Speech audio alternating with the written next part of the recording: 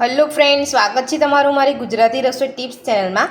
તો આજે આપણે બનાવીશું ભીંડા કઢી। તો આ ભીંડા કઢી તમે ઘરે એકવાર જરૂરથી ટ્રાય કરજો। રોટલા સાથે ખાવાની ખૂબ જ મજા આવે છે। તો ચાલો આપણે શરૂ કરીએ બનાવવાનું।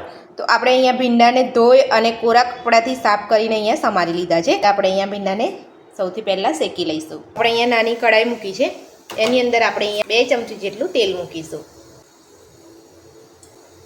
તેલ આપણે ગરમ થવા દઈશું। તો તેલ આપણું સરસ ગરમ થઈ ગયું છે। તો હવે આપણે અહીંયા સમારેલા ભીંડા નાખીશું। ભીંડાને આપણે તેલ સાથે સરસ મિક્સ કરી લઈશું।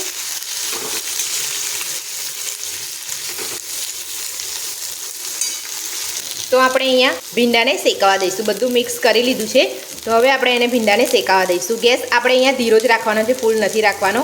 અને તમારે અહીંયા ભીંડા જ્યારે તમે શેકો ત્યારે એની અંદર તમારે મીઠું નથી નાખવાનું, નહીં તો તમારા ભીંડા ચીકણા થઈ જશે। એ વાતનું તમારે ખાસ ધ્યાન રાખવાનું છે।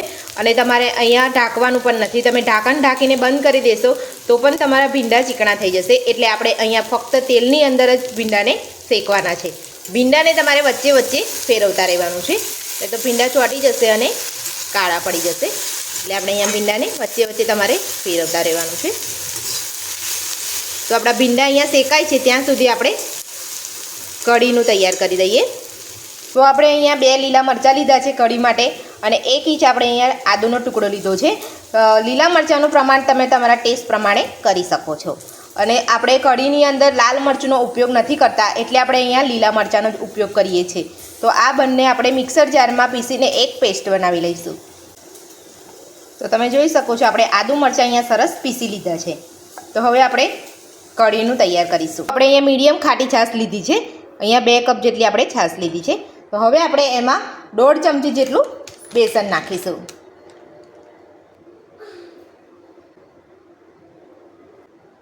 બે ચપટી હળદર પાવડર નાખીશું અને બધું જ આપણે સારી રીતે મિક્સ કરી લઈશું। તો બધું જ આપણે અહીંયા આ રીતે મિક્સ કરી લઈશું।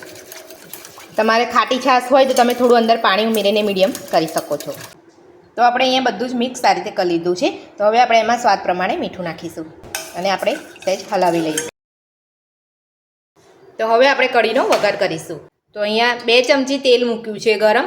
હવે આપણે તેલને ગરમ થવા દઈશું। તો તેલ આપણું ગરમ થઈ ગયું છે। તો હવે આપણે એમાં અડધી ચમચી રાઈના દાણા નાખીશું, અડધી ચમચી જીરું, અને આપણે અહીંયા 1 તજનો ટુકડો લીધો છે, 3 લવિંગ લીધા છે, અને આપણે અહીંયા મીઠા લીમડાના પાન લીધા છે, અને આપણે અહીંયા 2 ચપટી જેટલા આપણે અહીંયા સૂકી મેથીના દાણા નાખીશું, અને 1 ચમચી આપણે આદુ મરચાંની પેસ્ટ નાખીશું। બધું જ આપણે સારી રીતે સાતળી લઈશું। તો હવે આપણે એમાં 2 ચપટી જેટલી હિંગ નાખીશું। બધું જ આપણે એને ધીમા તાપે સાતળવા દઈશું। તો તમે જોઈ શકો છો આપણો વઘાર સરસ સતળાઈ ગયો છે। તો હવે આપણે એમાં છાશમાં બેસન ઓગાળેલું એ નાખી દઈશું।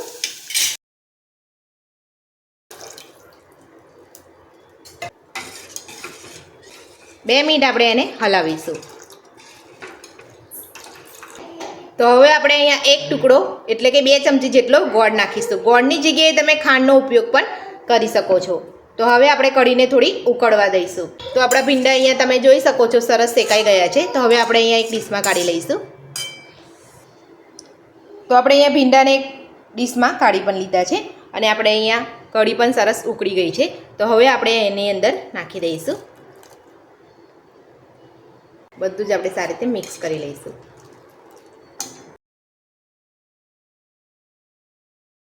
હવે આને 4 થી 5 મિનિટ માટે થવા દઈશું। તો આપણી ભીંડા કઢી અહીંયા સરસ ઉકળી ગઈ છે અને થઈ પણ ગઈ છે। તો હવે આપણે એમાં થોડા લીલા ધાણા નાખીશું અને બધું સારી રીતે મિક્સ કરી લઈશું। તો તમે જોઈ શકો છો આપણી ભીંડા કઢી બનીને તૈયાર છે। તો આપણે અહીંયા આટલી જ પતલી રાખી છે, બહુ વધારે પડતી જાડી પણ નથી રાખી। તમારે વધારે પતલી થઈ જાય તો તમે થોડું બેસન ઓગાળીને અંદર નાખી શકો છો। તો હવે આપણે સર્વ કરી લઈશું। તો ભીંડા કઢી બનીને આપણી તૈયાર છે। તો આજની રેસીપી કેવી લાગે મને કોમેન્ટ બોક્સમાં જરૂરથી જણાવજો। ઘરે એકવાર જરૂરથી ટ્રાય કરજો। તમને મારો વિડીયો પસંદ આવ્યો હોય તો વિડીયોને લાઇક કરજો, ચેનલને સબસ્ક્રાઈબ કરજો, તમારા મિત્રોને જરૂરથી શેર કરજો। Thank you.